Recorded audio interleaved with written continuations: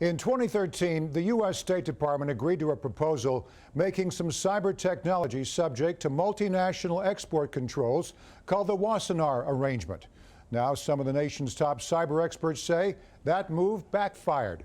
Diane Cho explains.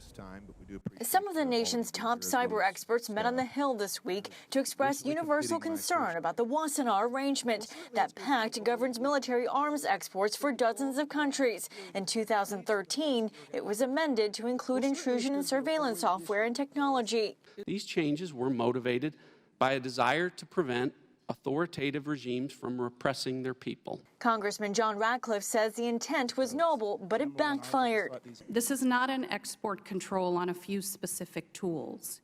It is a stringent new regulation on the entire cybersecurity industry and our customers that would harm the economic and national security of the United States. Ultimately, it would leave every American less protected and vulnerable to cyber criminals and cyber terrorists. The U.S. is one of 41 countries that are part of the Wassenaar Arrangement. Critics argue under the proposed rule, the definition of intrusion software is too broad. An extensive range of security technologies will now be subject to broad and burdensome licensing requirements in the U.S.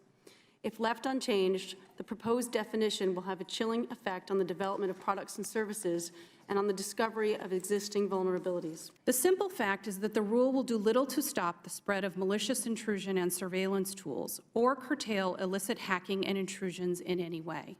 In fact, the current rule would do just the opposite. It would handcuff security vendors and multinational companies from using all the tools available to them while imposing no restrictions on cybercriminals. The State Department's Ann Ganser says initially private sector concerns came as a surprise. The control was intended to capture purpose-built suites of operator-controlled software that are designed to extract data from a system, modify a system or its data, or modify the system to execute a malicious operator's instructions without the system's owner's knowledge.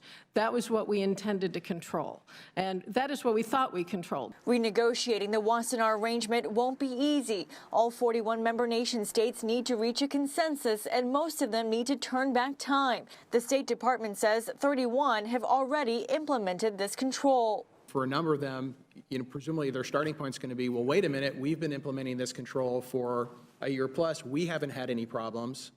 Why are you guys having problems? And so, we'll have to have that kind of discussion going back and forth. But at the end of the day, it would require us to be able to convince the other countries to go along with some sort of modification. For Government Matters, I'm Diane Cho.